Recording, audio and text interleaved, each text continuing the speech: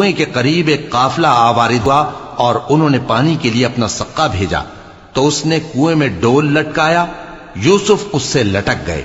وہ بولا، زہے قسمت، یہ تو ایک لڑکا ہے، اور اس کو قیمتی سرمایہ سمجھ کر چھپا لیا۔ اور جو کچھ وہ کرتے تھے اللہ کو خوب معلوم تھا، اور انہوں نے اس کو تھوڑی سی قیمت یعنی معدود چند درہموں پر بیچ ڈالا، اور وہ اس سے بیزار ہو رہے تھے۔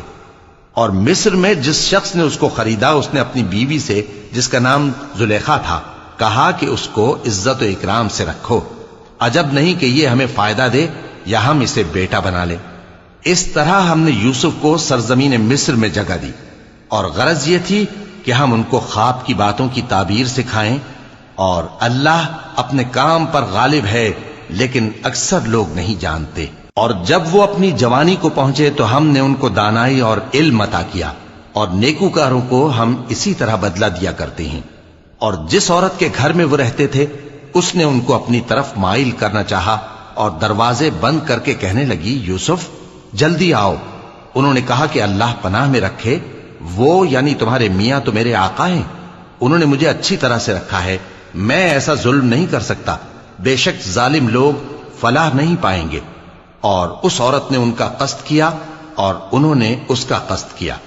اگر وہ اپنے پروردگار کی نشانی نہ دیکھتے تو جو ہوتا سو ہوتا۔ یوں اس لیے کیا گیا کہ ہم ان سے برائی اور بے حیائی کو روک دیں، بے شک وہ ہمارے چنے ہوئے بندوں میں سے تھے۔ اور دونوں دروازے کی طرف بھاگے، آگے یوسف پیچھے زلیخا، اور عورت نے ان کا کرتا پیچھے سے پکڑ کر جو کھینچا تو پھاڑ ڈالا، اور دونوں کو دروازے کے پاس عورت کا خاوند مل گیا۔ تو عورت بولی کہ جو شخص تمہاری بیوی کے ساتھ برا ارادہ کرے اس کی اس کے سوا کیا سزا ہے کہ یا تو قید کیا جائے یا اسے دکھ کا عذاب دیا جائے۔ یوسف نے کہا، اسی نے مجھ کو اپنی طرف مائل کرنا چاہا تھا۔ اور اس کے خاندان میں سے ایک گواہ نے گواہی دی کہ اگر اس کا کرتا آگے سے پھٹا ہو تو یہ سچی اور یوسف جھوٹا ہے، اور اگر کرتا پیچھے سے پھٹا ہو تو یہ جھوٹی اور وہ سچا ہے۔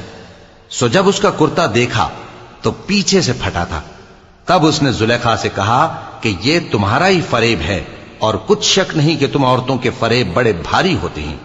یوسف اس بات کا خیال نہ کر، اور زلیخا تو اپنے گناہ کی بخشش مانگ، بے شک خطا تیری ہی ہے۔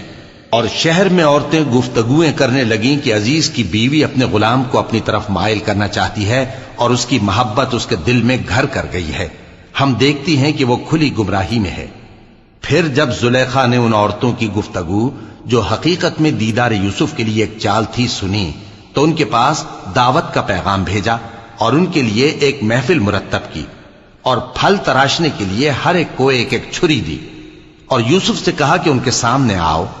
جب عورتوں نے ان کو دیکھا تو ان کا روب حسن ان پر ایسا چھا گیا کہ پھل تراشتے تراشتے اپنے ہاتھ کاٹ لیے، اور بے ساختہ بول اٹھیں کہ اللہ پاک ہے، یہ آدمی نہیں، یہ تو کوئی بزرگ فرشتہ ہے۔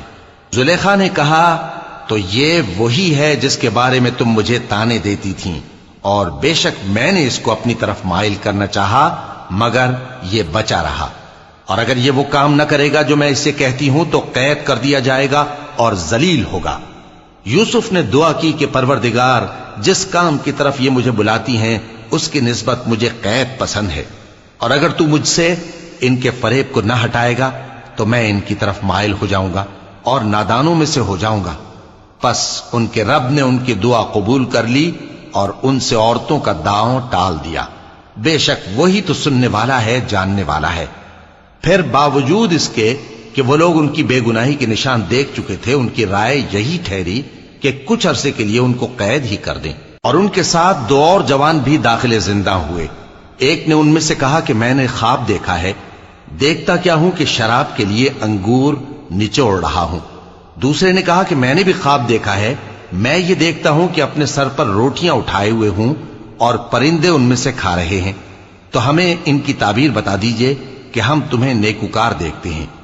یوسف نے کہا کہ جو کھانا تم کو ملنے والا ہے وہ آنے نہیں پائے گا کہ میں اس سے پہلے تم کو اس کی تعبیر بتا دوں گا۔ یہ ان باتوں میں سے ہے جو میرے پروردگار نے مجھے سکھائی ہیں۔ جو لوگ اللہ پر ایمان نہیں لاتے اور آخرت کا انکار کرتے ہیں میں نے ان کا مذہب چھوڑ دیا ہے اور میں اپنے باپ دادا ابراہیم اور اسحاق اور یعقوب کے مذہب پر چلتا ہوں۔ ہمیں شایع نہیں ہے کہ کسی چیز کو اللہ کے ساتھ شریک بنائیں، یہ اللہ کا فضل ہے ہم پر بھی اور لوگوں پر بھی، لیکن اکثر لوگ شکر نہیں کرتے۔ اے میرے قید خانے کے رفیقو، بھلا کئی جدا جدا آقا اچھے یا اللہ جو اکیلا ہے سب پر غالب ہے؟ جن چیزوں کی تم اللہ کے سوا پرستش کرتے ہو وہ صرف نام ہی نام ہیں جو تم نے اور تمہارے باپ دادا نے رکھ لیے ہیں، اللہ نے ان کی کوئی سند نازل نہیں کی۔ سن رکھو کہ اللہ کے سوا کسی کی حکومت نہیں ہے، اس نے ارشاد فرمایا ہے کہ اس کے سوا کسی کی عبادت نہ کرو، یہی سیدھا دین ہے، لیکن اکثر لوگ نہیں جانتے۔ اے میرے قید خانے کے رفیقو، تم میں سے ایک جو پہلا خواب بیان کرنے والا ہے وہ تو اپنے آقا کو شراب پلایا کرے گا، اور جو دوسرا ہے وہ سولی دیا جائے گا اور پرندے اس کا سر نوچ کھائیں گے۔ جو بات تم مجھ سے پوچھتے تھے وہ فیصل ہو چکی ہے، اور ان دونوں میں سے جس کی نسبت یوسف